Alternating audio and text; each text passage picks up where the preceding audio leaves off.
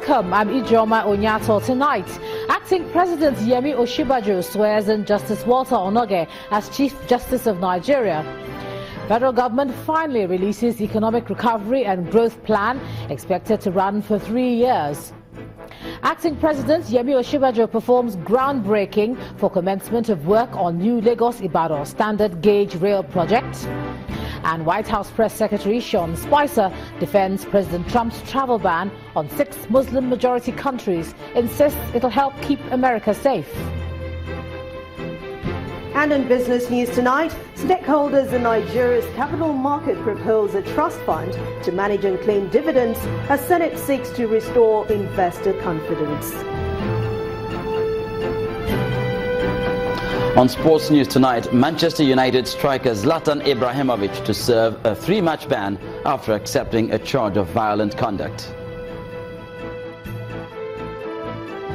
And from the nation's capital, ECOWAS court dismisses federal government's application seeking to quash a suit filed by a self-acclaimed leader of indigenous people of Biafra, Nnamdi Kanu.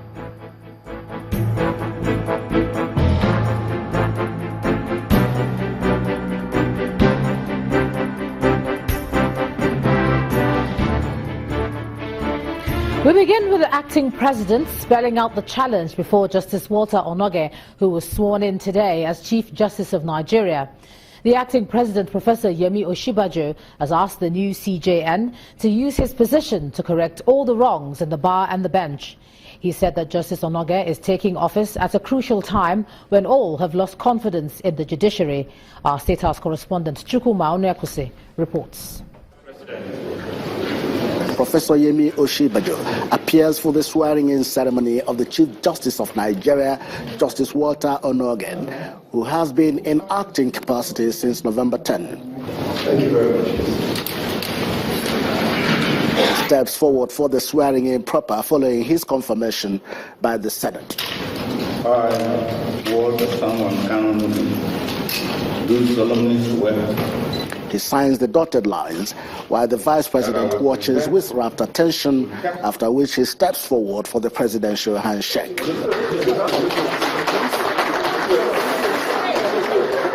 By virtue of his position, he is also conferred with the honor of the Grand Commander of the Order of the Niger, here decorated by the Vice President.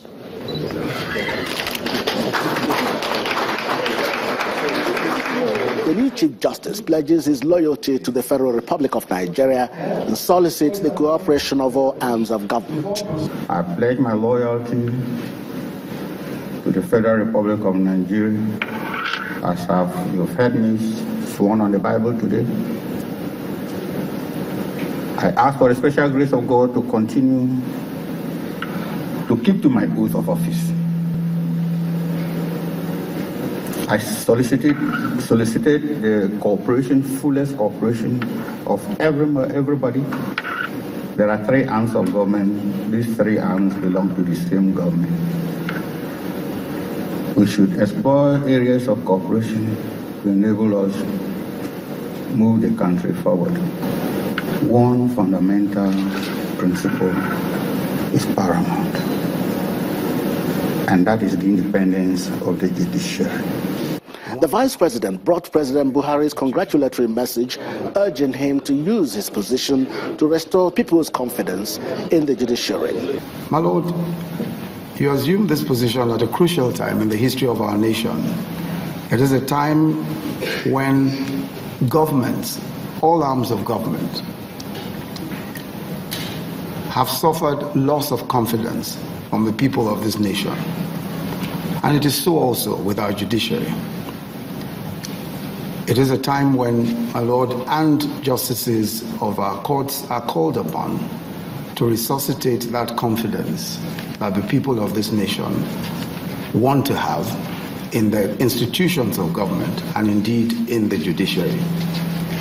I pray that your tenure will revive and sustain that confidence. Yesterday, I had a discussion with the President, Commander-in-Chief, President Muhammadu Buhari, and not only did he extend his personal warm wishes and congratulations, He asked that I personally convey that to you, and I do so now. Justice Onnoghen is the 17th Chief Justice of Nigeria and is the only Chief Justice of Nigeria from the southern part of the country in 30 years.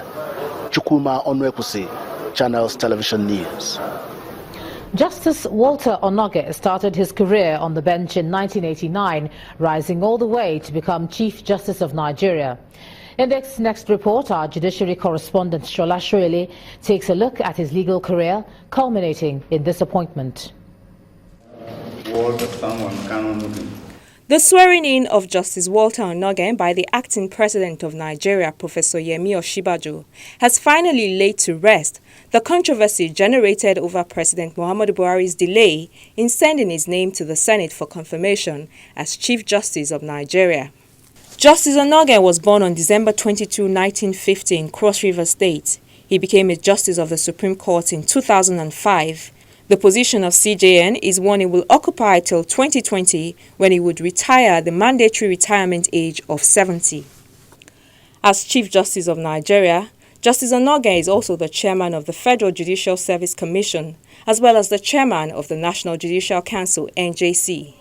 He attended the Presbyterian Primary School, Okurike, from 1959 to 1965 and proceeded to Ghana for his secondary education from 1967 to 1972.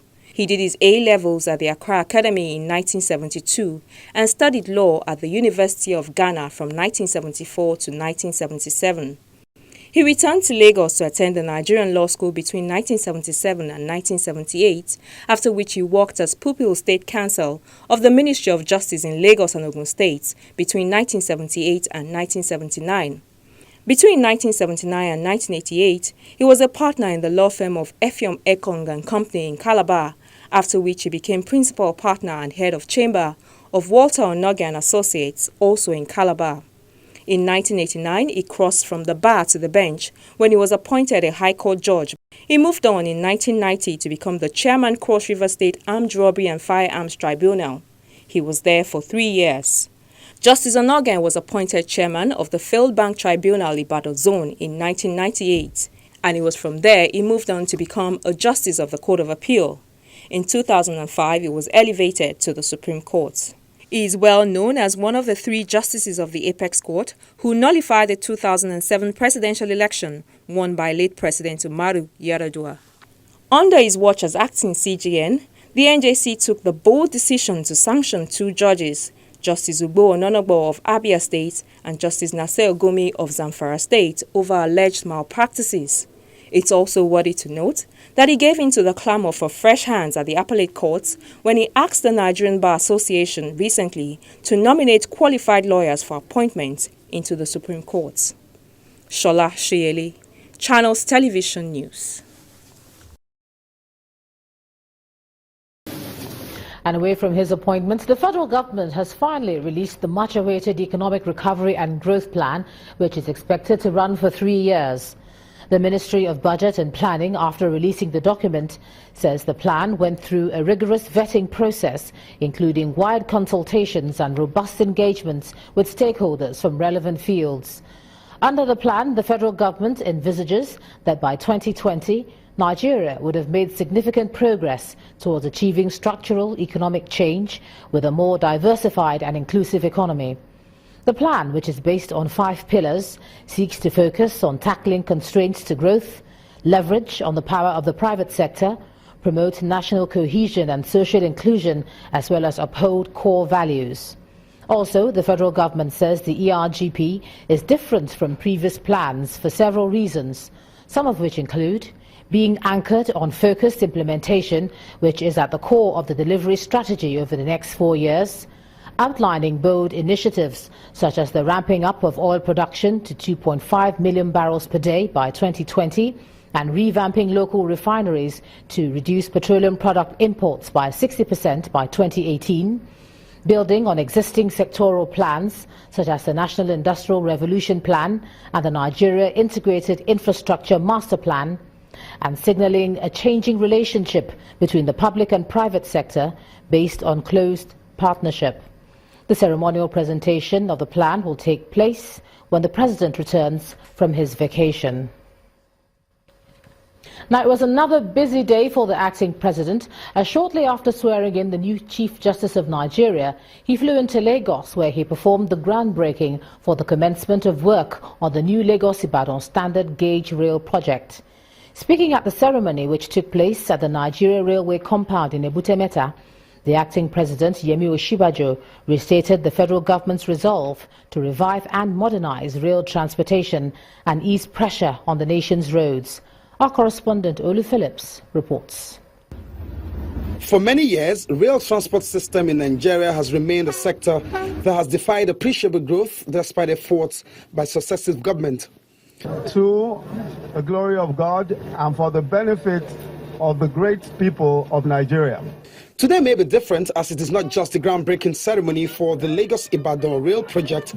It's the first day of construction, and the acting president explains how dear to government's heart the project is. We have the entire Lagos-Kano standard gauge track, as well as the Lagos-Calabar railway track in the 2017 budget.